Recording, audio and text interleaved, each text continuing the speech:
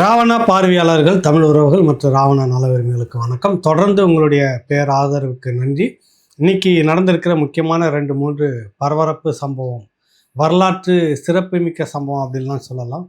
வெள்ளி திருப்பூர் போலீஸார் ஒரு வழக்கு பதிவு. தாவேகா நிர்வாகி இந்த ஆரத்தி எடுக்கும்போது அவர் பணம் போட்டதாக சொல்லி, ஓட்டுக்கு லஞ்சம் கொடுத்ததாக சொல்லி ஒரு புகார். அதை பார்த்த உடனே தேர்தல் போலீஸில் புகார் கொடுத்ததுக்கு வழக்கு பதிவு செய்திருக்காங்க. என்னடா அது இப்படிலாம் செய்திருக்காங்களே, உண்மையிலேயே திருந்திட்டாங்களோ அப்படின்லாம் நினச்சோம் நம்ம. என்னென்னா, நேற்று பல பகுதிகளில் நாம் தமிழர் கட்சி நிர்வாகிகளும் அதிமுக கட்சி நிர்வாகிகளும் திமுக தரப்பு பணம் கொடுப்பதை பகிரங்கமாக குற்றம் சாட்டி, இந்த இடத்தில் இப்படியாக பணம் கொடுத்து கொண்டிருக்கிறார்கள் அப்படின்னு ஒரு புகார். இந்த வாகனத்தில் இந்த பையில் இந்த மாதிரி வண்டி பணம் எடுத்துகிட்டு போயிட்டுருக்காங்க அப்படின்றது புகார். முடித்த பிறகு தான் காவல்துறை வழக்கம் போல் சினிமாவில் கடைசியாக நிற்கிறதுல அந்த மாதிரி நிற்கிறப்ப பல இடத்துல எதிர்ப்பு தெரிவித்திருக்கிறார்கள். திமுக தரப்பு அங்கங்கே பண விநியோகத்தை ரொம்ப ஜரூராக செய்திருக்காங்க. காவல்துறை புகார் வந்தாலும் கூட, என்னங்க நாங்கள் பறக்கும் படையிலேருந்து வரோங்க, நீங்கள் கொடுத்து முடிச்சிட்டிங்களா சொல்லுங்கள், அப்போ தான் நாங்கள் வர்றதுக்கு சரியாக இருக்கும் அப்படின்ற மாதிரி பேசிகிட்டே செய்கிறாங்களோ என்னவோ தெரியல. அந்த மாதிரி போகுது போக்கு. இது ரொம்பவும் கண்டிக்கக்கூடியது. வழக்கு போட்டதுக்காக இல்லை, நிறைய இடங்களில் பண விநியோகம் தொடர்ந்து நடந்துக்கிட்டு இருக்குது. பகிரங்கமாக பண விநியோகத்தை செய்து கொண்டிருக்கிறார்கள்.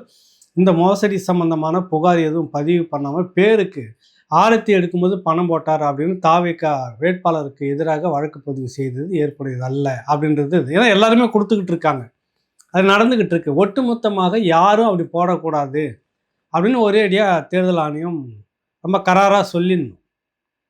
எந்த வடிவத்திலும் பண விநியோகம் கூடாது அப்படின்றது சொன்னது. யார் கொடுத்தாலும் தவறது. ஆனால் நான் இவர்களுக்கு மட்டும்தான் வழக்கு பதிவு செய்வேன், மற்றதுக்கெலாம் ஒரு பேருக்கு கண் துடைப்பு நாடகம் மாதிரி செய்வேன்னு உலகத்துக்கே தெரியுது பணம் யார் விநியோகம் பண்ணிட்டு இருக்காங்கன்னு சொல்லிட்டு. ஆனாலும் அது மேலே வழக்கு பதிவு இல்லை. இது ஒரு பதிவு ஏற்கக்கூடியதாக இல்லை. இதை பற்றி ஒன்று பேசணும். ரெண்டாவது ஒரு பெரிய அரசியல் என்னன்னா, விடுதலை சிறுத்தைகள் கட்சியினுடைய தேர்தல் வரைவு அறிக்கை, நாங்கள் வந்தால் அப்படின்ற மாதிரி சொல்லுவாங்கல்ல, நாங்கள் வந்தால் இதை செய்வோம் அப்படின்ற மாதிரி அந்த கட்சி அங்கீகாரம் பெற்ற கட்சி, அந்த கட்சிக்கென்று ஒரு தேர்தல் வரைவை வெளிவிட்டாகணும் கட்டாயம். யாரே போகிறவங்க வரவங்கலாம் தேர்தல் அறிக்கை வெளியிடும்போது ஒரு 1/4 நூற்றாண்டுகளாக அரசியல் களத்தில் இருக்கக்கூடிய விடுதலை சிறுத்தைகள் ஏன் செய்யக்கூடாது? கட்டாயம் செய்யணும். செய்திருக்கு, பாராட்டுக்குரிய விஷயங்கள் அதில் இருக்குது. உண்மையிலே அதில் என்ன சொல்ல வராங்கன்னா, உத்தரவாதம் ஒரு 12 உத்தரவாதங்களை தேர்தல் வரைவு அறிக்கையில். ஒன்று இந்தி திணிக்காத இருமொழி கொள்கை வேணும். இந்தி திணிப்புன்றதே கூடவே கூடாது. இருமொழி உண்மையிலே ரொம்ப நெகிழ்ச்சியானது. அதெல்லாம் பார்த்தீங்கன்னா, கடலும் கடல் கனிமமும் நமதே, கடலும் கனிமமும் நமதே, ரொம்ப ஹைலைட் மட்டும். 3வதாக விலையில்லாத கல்வியை பெறுவோம். ரொம்ப நல்ல கொள்கை இல்லை எல்லாமே. அடுத்தது அடிப்படை உரிமை மருத்துவம் அடிப்படை உரிமையாக மாற்றணும். ரைட்ஸ் அது. அதை பணம்லாம் வாங்கிட்டு செய்யக்கூடாதுன்னு. அடுத்தது மக்கள் தொகைக்கு ஏற்ப இடஒதுக்கீடு வேணும். மகளிருக்கு 50 விழுக்காடு வேணும் எல்லா துறைகளுமே சொல்லிட்டு. தனியார் துறையிலையும் சமூக நீதியை நாங்கள் வந்தால் நடைமுறைப்படுத்துவோம். உழவோருக்கு நிலம், இருப்பவனுக்கு இடம், சிறுபான்மையை காக்க சிறப்பு சட்டம், காவல்துறையும் சிறைத்துறையும் சீர்திருத்தப்பட வேண்டும். உண்மையிலேயே இது ஒன்று ரொம்ப முத்தான ஒரு தேர்தல் அறிக்கை. விளையாட்டுக்கு சொல்லலை, நான் சீரியஸாக தான் சொல்கிறேங்க. ரொம்ப ரொம்ப வரவேற்கக்கூடியது. காவல்துறையும் சிறைத்துறையும் சீர்படுத்த வேண்டிய ஒன்று அப்படின்னு சொல்லிட்டு. அப்புறம் உழுபவருக்கே நிலம், இருப்பவருக்கே இடம் அப்படின்றது ஒன்று. மது போதைப் பொருட்களை ஒழிப்போம். ரொம்ப ரொம்ப ரொம்ப நியாயமான ஒரு கோரிக்கை. உண்மையிலே ஆவண கொலைகளை தடுத்த சிறப்பு சட்டம் இயற்றிடுவோம். இதுதான் உண்மையிலேயே எல்லாமும் மிக சிறப்பான ஒரு தேர்தல் வரைவு அறிக்கை. ஆனால் ஏற்கக்கூடியது, வரவேற்கக்கூடியது, எது ஒன்றும் மறுக்கக்கூடியதில்லை. கனிம வளம், காடும் கனிம வளமும் நமதே அப்படின்றாரு. காடும் கனிம வளமும் கடலும் நமதே. ஏன்னா இதெல்லாத்தையும் ஏற்கனவே ஒரு கட்சி பேசிக்கிட்டு இருக்குது. அப்புறம் எந்த கட்சின்னு சொன்னால் இவர்களுக்கு கோபம் வரும். இப்போ இந்த தேர்தல் அறிக்கை தான் காடும் கடலும் கனிம வளமும் நமதே. இல்லைப்பா, எல்லாமே நமதேன்றதுக்கு எதிராக இந்த காடும் கனிம வளமும் கேரளாவுக்கே அப்படின்னு போயிட்டுருக்கு கடந்த 5 வருஷமாக. தோழர் என்ன பண்ணுறாரு அப்படின்னு தெரியல. உண்மையிலே சொல்கிறேன், வரவேற்க வேண்டிய தேர்தல் வரைவு அறிக்கை வருது. நான் ஒரு குறையும் சொல்லலை. காடும் கடலும் கனிம வளமும் நமதே அப்படின்னு சொல்கிறாரு. ஆனால் திமுக அவர் சார்ந்து தாங்கி பிடிச்சி இதுக்கு ஓட்டு போடுங்க அப்படின்னு பிரச்சாரம் பண்ணிக்கிட்டு, அந்த திமுக குடையின் கீழாக இருக்கக்கூடிய இவர் சொல்கிறாரு, காடும் கனிம வளமும், அந்த கனிம வளம் முழுக்க கேரளாவுக்கு எல்லாமே, அது எல்லாமே கேரளாவுக்கு தான் போயிட்டுருக்கு. கர்நாடகா போயிட்டுருக்கு, பக்கத்தில் ஆந்திராவுக்கும் போயிட்டுருக்குது. இவர் வந்து நமதே இருந்தார், ஒன்றும் புரியல. அடுத்தது வந்து உழுபவனுக்கே நிலம் சொந்தம் அப்படின்னு சொல்கிறாரு. இதனோட புது கோரிக்கை அப்படின்லாம் இல்லை, இது காலங்காலமாக கம்யூனிஸ்ட்டுகள் வந்து வச்சுருந்த கோரிக்கை. உழுபவனுக்கே நிலம் சொந்தம், இருப்பவனுக்கே இடம் அப்படின்னு. கடந்த 2000 உண்மை நல்ல கோரிக்கை. நான் எப்பவும் சொல்கிறேன், திருமாவளவன் தோழரை பாராட்டணும். ஆனால் அவர் எந்த உலகத்தில் இருக்கிறாருன்னு எனக்கு தெரியல. 2021 இருந்து இந்த தேதியில் வரை சென்னை பகுதியில் மட்டும் குடிசை பகுதிகள், ஒடுக்கப்பட்ட அல்லது விளிம்பு நிலை மக்கள் அல்லது உழைக்கும் மக்கள்னு சொல்லக்கூடிய, அதில் எல்லாருமே கலந்துருப்பாங்க. சென்னைக்குள்ளார ஓரளவுக்கு கொஞ்சம் கலவையாக இருக்கும். அதிக பெரும்பான்மை ஒடுக்கப்பட்ட விளிம்பு நிலை மக்கள். இந்த குடியிருப்பு பகுதியில் மட்டும் அதிகமாக அப்புறப்படுத்தியது யார்? 2021 இந்த தேர்தல் அறிவிப்புக்கு முன்பு வரை 5 ஆண்டு காலத்தில் கிட்டத்தட்ட 15க்கு மேற்பட்ட இந்த விளிம்பு நிலை மக்கள் அப்புறப்படுத்தப்பட்டிருக்கிறார்கள். உழுபவனுக்கே நிலம் சொந்தம், இருப்பவனுக்கே இடம் சொந்தம் அப்படின்னு தோழர் வந்து கோரிக்கையை வரைவு வச்சுக்கிறாரு. அது யாருக்கு? பாகிஸ்தான் அரசுக்கிட்ட வைக்கிறாரா, இங்கே இருக்கிற தமிழ்நாடு அரசுக்கிட்ட செய்ய போகிறேன்னு சொல்கிறாரா, தமிழ்நாட்டில் செய்ய போகிறாரான்னு தெரியல. இப்போ இவர் வந்து செய்வன்றது வேறு, இவர் ஆதரிக்கக்கூடிய கட்சி செய்வது என்பது வேறு. இவர் ஆதரிச்சிட்டு இருக்கிற திமுக அதுக்கு நேர்மாறாக இருக்குது. இவர் ஒன்றும் இல்லை, வெள்ளைக்காரன் கொடுத்துட்டு போனது 15 லட்சம் ஏக்கருக்கு மேலே. அது இன்றைக்கும் கண்டறியப்பட்டிருக்குது. இந்தந்த மாவட்டத்தில் இவ்வளவு இடங்கள் இருக்குது, பஞ்சமி நிலங்கள், இன்னார் இன்னார் ஆக்கிரமிப்பு வச்சுருக்காங்க அப்படின்னு சொல்லிட்டு இதை ஆர்டிஐயில் போட்டு அருங்குணம் விநாயகம் என்கிற ஒரு நீதிமன்றத்து வரைக்கும் போய் போராடிட்டு இருக்கிற ஒரு சமூக போராளி பேட்டியெல்லாம் கொடுத்துருக்கிறாரு. அந்த இடங்களை இந்த திமுக அரசு 1 ஏக்கர் மீட்டு கொடுத்துருக்குதா? இவர் சொல்கிறாரு வந்துட்டு இருப்பவனுக்கே இடம் சொந்தம், இருந்த இடத்தையும் பிடுங்கிக்கிட்டு இருக்குது, அதை மீட்டு கொடுக்காமல் உட்காந்துட்டு இருக்குது திராவிட மாடல் அரசு. வந்தது மாடல் மட்டும் சொல்லிக்கிட்டே இருந்தது. இந்த மாடலுக்கு எதிராக ஏதாவது ஒரு பஞ்சமி நிலம் 1 ஏக்கர் கொடுக்கப்பட்ட மக்களுக்கு திமுக திராவிட மாடல் ஏதாவது மீட்டு கொடுத்துருக்குதா? தோழர் திருமாவளவன் அப்படி எதனா வாங்கியிருக்கிறாரா? இதை தெளிவாக சொல்லணும் அவர். இது வந்து இந்த இந்த தேர்தல் அறிக்கை யாருக்காக வைக்கிறார்? உழுபவனுக்கே நிலம் சொந்தம், இருப்பவனுக்கே இடம் அப்படின்றது இதுக்கு நேர் எதிராக திமுக கடந்த காலத்தில் இருந்து வந்திருக்கிறது. எல்லாவற்றுக்கும் மேலாக பஞ்சமி நிலத்தை கூட ஒரு 10 ஏக்கர் கூட மீட்டு கொடுத்ததில்லை இன்ன வரைக்கும். எத்தனையோ உத்தரவுகள் வந்திருக்கு, இந்தந்த இடங்கள்லாம் பஞ்சமி இடங்கள், உடனடியாக இந்த மாவட்ட நிர்வாகம் அந்த இடத்த மீட்டு கொடுக்கணும்லாம் வந்திருக்குது உத்தரவுகள், வாங்கியிருக்கிறாங்க. ஆனால் ஒன்று கூட நடைமுறையிலே இல்லவே இல்லை. இதில் எல்லாத்துலேயும் மேலே என்னன்றாரு, ஆணவ கொலைகளை தடுத்திட சிறப்பு சட்டம் இயற்றிட வேண்டும். எனக்கு இந்த உகாண்டா அதிபர் கடந்த 21 26 வரைக்கும் உகாண்டா அதிபரோ இல்லை யாரோ ஒரு அதிபரோ தமிழ்நாட்டுக்கு முதலமைச்சராக இருந்திருக்கிறார் போல இருக்கு. மு.க. ஸ்டாலின், முத்துவேல் கருணாநிதி ஸ்டாலின் என்பவர் முதலமைச்சராக இல்லை அப்படின்னு ஐயா நினச்சிட்டு இருக்கிறார் போல இருக்கு தோழர் திருமாவளவன். இந்த ஆணவ கொலைகள் 2021 எத்தனை நடந்திருக்கு? நீங்கள் எத்தனைக்கு வக்காலத்து வாங்கிக்கிட்டு அந்த குடும்பத்தை சேர்ந்தவர்களை கொண்டு இந்த திமுக ஸ்டாலின் அவர்களை சந்திக்கிறதுக்கு ஏற்பாடு பண்ணீங்க? சமரசம், சமாதானம், தொகையை வாங்கி சலுகைகளை வாங்கி கொடுக்குறது, இதுக்கு பேர் ஆணவ கொலைகளை தடுக்கிற விதமாக? எத்தனை ஆணவ கொலைகளுக்கு எதிராக நீங்கள் கடும் போராட்டம், அவர் அடையாள போராட்டம் முதல்ல நீங்கள் நடத்திட்டு அதோட காணாமல் போயிடுவீங்க.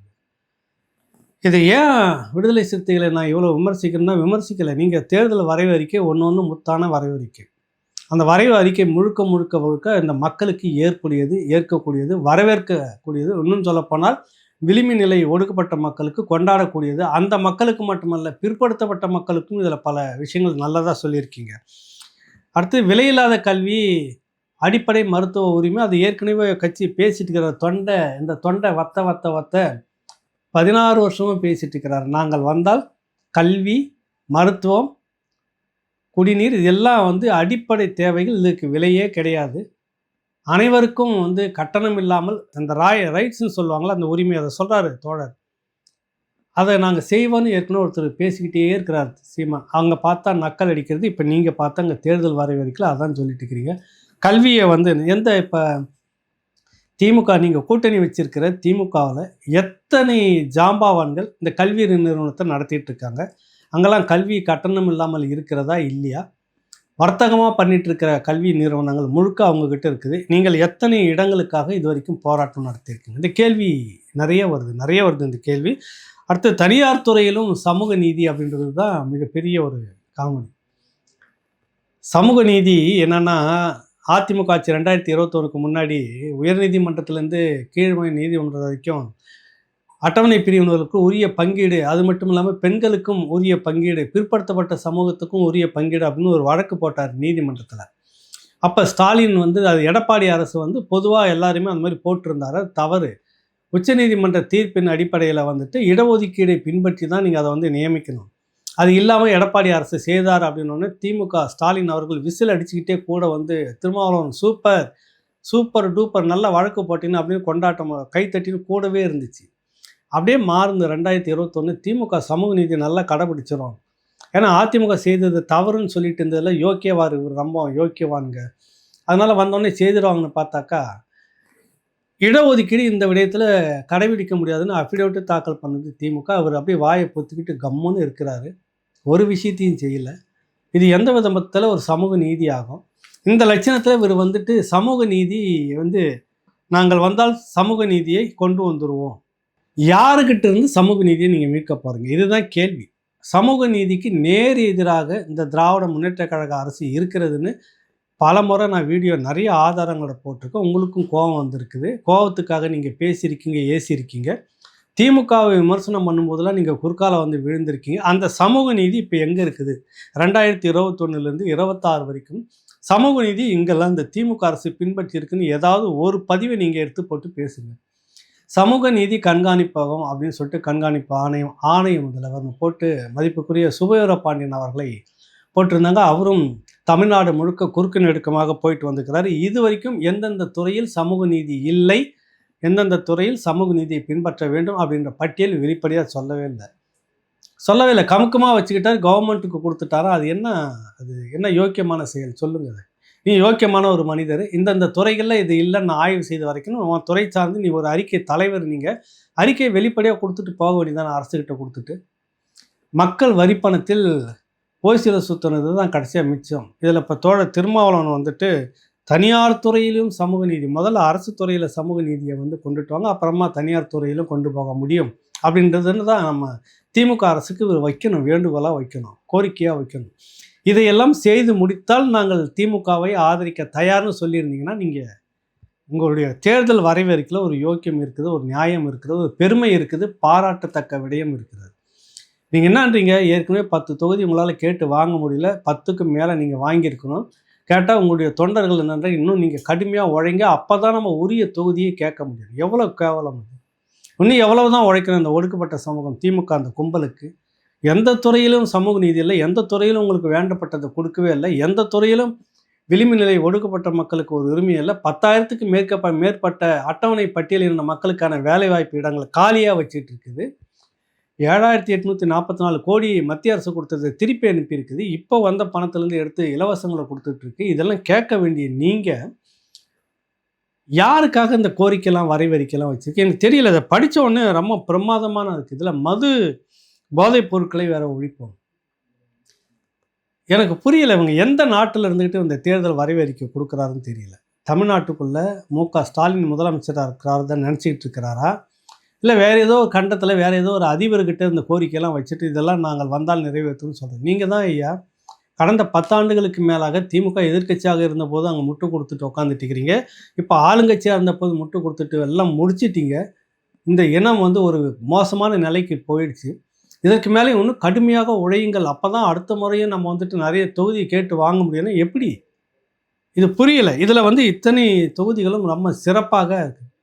இந்த பள்ளிக்கூடங்கள் எல்லாமே பார்த்திங்கன்னா தனியார் பள்ளிக்கூடங்கள் எல்லாம் திமுக தான் அதிக பெரும்பான்மையாக வச்சுக்குது. இந்தி யார் அதிகமாக போதிக்கிறாங்கன்னு தெரியும். இவர்கள் வந்து இந்தி திணிப்பு இருமொழி கொள்கை தான் எங்களுது அப்படின்றீங்க. புரியலை எனக்கு. இதுக்கு மேலே நம்ம அவரை என்ன விமர்சிக்கிறதுன்னு எனக்கும் தெரியல. இது போகட்டும். இன்னொருத்தர் பைல்வான் வருகிறார், நம்ம சினிமா பைல்வான் சகோதரர் பைல்வான் ரங்கநாதன் சொல்லுவார்ல, வந்தோடனே சினிமாவில் அப்படி பயமுறுத்துவார், அப்படிலாம் பண்ணுவார், காட்டுவார்ல, பார்த்துருப்பான் அவரை. அது அவருடைய நடிப்பு, அது ஒன்றும் பிரச்சனை இல்லை. இவர் மதிப்புக்குரிய முத்துவேல் கருணாநிதி ஸ்டாலின் அவர்கள் அடிக்கடி பெருமையாக சொல்லிப்பார் அந்த பேரை. என்ன அவர் வந்து சொல்கிறாரு, தாங்காது, எங்களுடைய பழைய முகத்தை நீங்கள் பார்ப்பீர்கள், 1950 60களில் இருந்த திமுக முகத்தை பார்ப்பீர்கள், நாங்கள் யார் தெரியுமா அப்படின்றாரு. என்னப்பா விஷயம் இப்போ என்னன்னு கேட்டால், தொகுதி மறு சீரமைப்பு வேலையை டெல்லி செய்துட்டுருக்கு. அது தமிழ்நாட்டுக்கு எந்த விதமான பாதகமும் இல்லை. ஏற்கனவே தமிழ்நாடு, கேரளா, ஆந்திரா குறிப்பாக அந்த பகுதிகள்லாம் வந்துட்டு எமர்ஜென்சி காலத்தில் கொண்டு வந்துட்ட அந்த குடும்ப கட்டுப்பாடுன்றதை முதன்மையாக செயல்படுத்திய மாநிலங்கள் இது. அரசு திட்டங்களை செயல்படுத்தியதுக்காக நீங்கள் தொகுதி மறுவரைவு அப்படின்றப்ப மக்கள் தொகைக்கு ஏற்ப தொகுதி நீங்கள் பிரிக்கிறதுனா தமிழ்நாடு ரொம்ப பாதிக்கும் அப்படின்னு அதிமுக அரசில் அதிமுக எடப்பாடி அவர்களே பல முறை அதை பிரதமர்கிட்ட அப்போ கூட்டணியில் இருந்தபோதே பேசியிருக்கிறார். இது வந்து பாதிப்பு வராது அப்படின்னு தெளிவாக சொல்லிடுச்சு பாஜக தரப்பும் அதிமுக தரப்பும். ஆனால் இவர் அரசியலுக்குனாக்கா நாங்கள் சும்மா இருக்க மாட்டோம், தமிழ்நாடு ஸ்தம்பிக்கும். ஏதோ இது வரைக்கும் தமிழ்நாடு அப்படி ஸ்தம்பிக்கிற மாதிரி போராட்டம் நடத்தின மாதிரி இந்த கும்பல் 67க்கு பிறகு அதிகாரத்தில் வந்தது. இது வரைக்கும் ஒரு இனம் அழிந்த போது செத்துக்கிட்டு இருந்த போது ஒரு தமிழ் இனம் உலகத்திலே வந்துட்டு கையை கட்டிங்கன்னு வேணாம், அது சொன்னால் கேவலம் வெக்கக்கேடு. நாலாந்தார வேலையை பார்த்த கூட்டம் இது வந்து தமிழ்நாடு ஸ்தம்பிக்குமா இனத்துக்கும் மொழிக்கும் மண்ணுக்கும் அப்படின்னா ஒரு இனம் செத்த போய் வேடிக்கை பார்த்த கும்பல், காட்டி கொடுத்த கும்பல் நீங்கள். இன்றைக்கி வந்துட்டு இந்த தமிழ்நாடு தனது எதிர்ப்பை கடுமையாக காட்டும். ஒவ்வொரு குடும்பமும் தெருவில் வந்து உட்காரும். முதல்ல உன் குடும்பம் வந்து தெருவில் உட்காருதான்னு பாரு.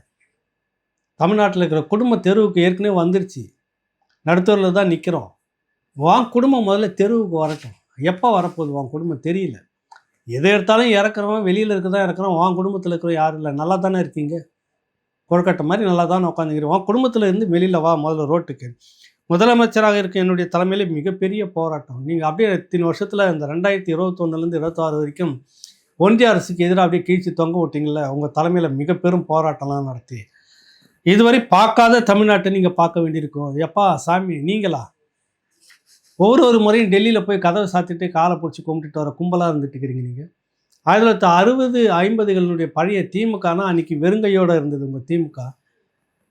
இழப்பவனுக்கு எதுவும் இல்லை அடிமை சங்கிலி தவிர அப்படின்ற அந்த முழக்கத்தோடு இன்றைக்கி இணைஞ்சிருந்தீங்க. இன்றைக்கி ஒவ்வொருத்தனும் வந்துட்டு அம்பானி அதானிக்கு இணையாக நீங்கள் இருக்கிறீங்க. அம்பானி அதானிக்கு இணையாக நீங்கள் உங்கள் குடும்பம் அங்கே இருக்குது. எதை நீ வந்து எப்படி நீ ரோட்டுக்கு வந்துட்டு பழைய திமுகவை நாங்கள் மாறுவோம்? எப்போ மாறி இருக்கிறீங்க? 67 இந்திய எதிர்ப்பு போராட்டத்தில் நீ உள்ள நுழைஞ்சிக்கிட்ட கும்பல் இல்லை நீங்கள். அது முழுக்க முழுக்க சுயேட்சையாக ஈழத்தடிகளார் தொடங்கி தமிழ் தலைவர்கள் தொடங்கி மிக பெரும் எழுச்சியாக வந்தோன்னே கடைசியாக உள்ளே வந்து நுழைஞ்சிக்கிட்ட அந்த போராட்டத்தை காட்டி கொடுத்து அன்றைக்கி அந்த போராட்டத்தை கொச்சப்படுத்தி எழுதினவர் ஈவே ராமசாமி நாயக்கர். மாணவர்கள் போராடக்கூடாது அப்படின்னு சொன்னவர் அறிஞர் அண்ணா. போராட்டம் பண்ணுறவங்களுக்கும் எங்களுக்கும் சம்மந்தம் இல்லைன்னு சொன்னது திமுக. நீங்கள் எந்த காலத்தில் போராடி இருக்கீங்க தெரியலையே. உங்கள் போராட்டம் எப்படி தெரியுமா இருந்தது? எமர்ஜென்சியில் வாங்கின அடி உதைக்கு ஒரு பெரட்டு ஒரு திருப்பு அவ்வளோதான். எழுதி கொடுத்துட்டு எல்லாம் அடிமை சாசனம் எழுதி கொடுத்துட்டு வேஷ்டி சட்டை தலைவிக்கு கொடுத்து கூட வாங்காமல் ஓடின கூட்டம் நீங்கள். அந்த பீரியடில் வந்து தஞ்சாவூரில் தான் வந்து ஜார்ஜ் பெர்னாண்டஸை வச்சுட்டு பேசும்போது இந்த காங்கிரஸ் வேரோடும் மண்ணோடும் அழிப்பதற்கு தான் கருணாநிதி உயிரை வச்சுட்டு இருக்கிறான்னு பேசி விட்டு அப்புறம் அன்றைக்கி உடனே போய் காலில் விழுந்து கூப்பிட்டுட்டு வந்தீங்களே, நேருவின் மகளே வருக நிலையான ஆட்சி தருக. அப்புறம் வாஜ்பாய் வந்து ஒரு நல்ல மென்மையான அரசு, பாஜக இந்துத்துவம் அப்படிலாம் ஒன்றும் இல்லை. அது ஒரு சமூக நீதி, அது சோசியல் கட்சி ஆர்எஸ்எஸ், அப்படிலாம் நீங்கள் குறை சொல்லக்கூடாது. பாஜக ஐயோ ரொம்ப மென்மையானது. குஜராத்தில் என்ன படுகொலை பண்ணிச்சிங்க பாஜக. அதெல்லாம் இங்கே கொண்டு வந்து பேசாத. உங்கள் யோக்கியம் தமிழ்நாடு முழுக்க தெரிஞ்சுக்கிட்டு இருக்க வரலாறு. எந்த காலகட்டத்திலையும் எந்த எழுச்சி போராட்டம் நடத்தினதே இல்லை. 50, 60களில் இருந்த குணம்ன்றது வேறு. அன்றைக்கி அதுக்கே ஒரே ஒரு 74 கொஞ்சம் வளர்ந்த உடனே கோட்டை வேஷ்டி சட்டை செலவிக்கு கொடுத்தது கூட வாங்கினா திமுக கவர்மெண்ட் பிடிச்சிக்கின்னு வாங்காமல் போன கோஷ்டி இன்றைக்கும் வரலாறு நிறைய இருக்குது. பழைய தலைவர்கள் சொல்கிறாங்க திமுக ஆட்களே. நீ வந்து 50, 60களில் யாரை ஏமாற்றிட்டுக்கிறீங்க மக்களுக்கு? இந்த பாஜக அதிமுக அதை நீங்கள் கொச்சப்படுத்தணும். எடப்பாடியை கொச்சப்படுத்தணும். அவர் ஏதோ அடிமை, திடீர்னு வந்தால் துப்பாக்கி சூடு தூத்துக்குடியில் நடந்தது எனக்கு டிவியை பார்த்து தான் தெரிஞ்சுக்க முடிஞ்சதுன்னு சொன்ன மிகப்பெரிய ஒரு அடிமை எடப்பாடி. அவருக்கா உங்கள் ஓட்டு வந்தால் பாஜக தாங்க வந்துடும் நாட்டுக்கு. அண்ட புழுகளை ஒன்றா நம்பர் திமுக. சரி வந்தது, அது துப்பாக்கி சூடு நடந்தது. அருணா ஜெகதீசன் கமிஷன் போட்டாங்க. அந்த கமிஷன் அறிக்கை கொடுத்தாங்க. அது கூட ஒரு ஆங்கில பத்திரிகையாளர் அதை வெளியிட்டு கசிய விட்ட பிற்பாடு தான் அந்த அறிக்கையை பற்றி வந்தது. அந்த அறிக்கையை காவல்துறை செய்தது தவறு, இன்னாரெல்லாம் தண்டிக்கப்பட வேணும்னு ஒரு பட்டியல் போட்டது. அத்தனை பேருக்கும் நீங்கள் ப்ரொமோஷன் கொடுத்து பதவி உயர்வு கொடுத்து பக்கத்தில் வச்சுக்கிட்டீங்களே. அப்போ நீங்கள் எந்த பாஜகவுக்கும் அடிமையாக இருந்துட்டு இந்த வேலையெல்லாம் சேர்ந்து இவங்களை தண்டிக்கலை, அதை சொல்லுங்கள் எனக்கு. அன்றைக்கி ஸ்டெர்லைட் விஷயத்தில் பாஜக பின்ன இருந்தது, அதுதான் ஏவி விட்டு துப்பாக்கி சூடு நடத்துது. அடிமை எடப்பாடி பார்த்துக்கிட்டு இருந்தார். சரி, இன்னைக்கு நீங்கள் அதே துப்பாக்கி சூடு நடத்திய அந்த காவலர்களுக்கு, அதிகாரிகளுக்கு எல்லாம் ப்ரொமோஷன் கொடுத்து பக்கத்தில் வச்சுக்கிறது எந்த பாஜகவினுடைய அடிமை வேலை? அதிமுக அந்த தரப்பில் வலுவாக எதுவும் பேசுறதுக்கு இல்லை. நீங்கள் பாட்டுன்னு பொய்யா புலிக்கிட்டு திரியிறீங்க. ஏதோ அவங்க தான் அடிமையாக இருக்கிறாங்க. நீ அதை விட 2 மடங்கு அடிமையாக இருந்துட்டு இருக்கிறீங்க. எந்த பாஜகவினுடைய எந்த ஒரு திட்டத்தையும் நீங்கள் எதிர்த்ததே இல்லை. ஏற்கனவே பட்டியல் வெளியிட்டுருக்குறேன். எனவே இதெல்லாம் வந்து ஒரு உகாண்டா உருட்டல். இதை சொல்லி சொல்லி மக்கள்கிட்ட ஏதோ தமிழ்நாட்டுக்கு பெரிய பாதிப்பு பாஜகவில் வரப்போகுது, அதிமுகவில் வரப்போகுது, இது 2ம் கூட்டணி ஜெயிச்சிச்சுன்னா எடப்பாடி முதலமைச்சராக இருக்க மாட்டார். ஏன்னா கருணாநிதி இங்கே முதலமைச்சராக இல்லை, வாஜ்பாய் தான் இங்கே முதலமைச்சராக, பாஜக வேற ஒருத்தர் வச்சுன்னு இருந்தார். புரியுதில்ல உங்களுக்கு? இவங்க கூட்டணி வச்சுங்கிறப்ப பாஜக அங்கே வந்து பாஜக முதலமைச்சராக இருக்க மாட்டார், கருணாநிதியே முதலமைச்சராக இருந்துட்டார். ஆனால் இப்போ எடப்பாடி முதலமைச்சராக இருக்க மாட்டார். எப்படிப்பட்ட புழுகு பாருங்க. இது பொய் பிரச்சாரத்தில் கை தேர்ந்தவர்கள் இவர்கள். 2021 அனிதாவை அப்படி தான் காமிச்சு பொய் பிரச்சாரம் செய்து இன்னைக்கு இந்த பல அனிதாக்கள் மரணங்கள் நடந்துக்கிட்டு இருக்கு. இன்னும் வேடிக்கை பார்த்துக்கிட்டு இன்னும் பொய் பிரச்சாரத்திலே இருக்குது திமுக. மக்கள் விழித்து கொள்ள வேண்டிய நேரம். இன்னொன்று, இந்த 8 ரூபா டோக்கன் கடைசியாக அதையும் சொல்லிடணும். ஆட்சிக்கு வந்தோடனே 8 ரூபா டோக்கன் கொடுக்குறதா சொல்லியிருந்தாங்க. இப்போ காலையில் படுத்துங்கிறேன், நான் கொஞ்சம் இன்றைக்கி தாமதமாக தான் எழுந்தேன். எங்கள் வீட்டுக்காரம்மா வந்துட்டு எங்க இந்த மாதிரி கொடுத்துட்டு போயிருங்க 8000 ரூபா டோக்கன், கடையில் போனால் அது கொடுத்தா வாங்கிக்கலாங்க. அந்த 8000 ரூபா டோக்கன் 8000 போட்டு சிலிப்பி எவ்வளோ பெரிய ஃபோர்ஜரி. 420க்கு இவங்கள விட்டால் வேறு கட்சியே இல்லை. ஏன்டா அது அவ்வளோ கடுமையாக பேசுகிறேன்னு நினைக்காதீங்க. இந்த டோக்கன் எடுத்துகிட்டு எவ்வளோ பேர் நம்பி கடைக்கு போனால் துரத்துற கதைலாம் நடந்தது. இது இப்போ கொடுத்துக்கிட்டு இருக்கீங்களா நீங்கள்? இது எப்படிப்பட்ட நீட்டை சொல்லி ஏமாத்துற மாதிரி. இப்போ 8000 ரூபா உங்கள் கைக்கு இப்போவே வந்துருச்சு. நீங்கள் உங்கள் குடும்பத்தில் எல்லாருக்குமே 8000 ரூபா தாங்கம்மா. நீங்கள் போய் கடையில் வந்து மாற்றிக்கலாம். ஆட்சிக்கு வந்தோடனே இதை எடுத்துக்கிட்டு போகலாம், இதை எடுத்துக்கிட்டு போகலாமா? எவ்வளோ பெரிய அயோக்கியத்தனம் இந்த பொய் பிரச்சாரம். இதெல்லாம் கட்டுப்படுத்துறதுக்கு ஆள் இல்லை. மக்கள் இதெல்லாம் விழிச்சிக்கணும். இவர்கள் வந்தால் என்ன நடக்குன்னு நம்ம ஏற்கனவே பார்த்துக்கிட்டு இருக்கிறோம் 5 வருஷமாக. இது வந்து கடைசி வாய்ப்பு உங்களுக்கு. அதனால் இந்த பதிவு நம்ம அப்படி போடுறோம். மீண்டும் ஒரு நிகழ்ச்சியில் உங்களை சந்திக்கின்றோம். நன்றி, வணக்கம்.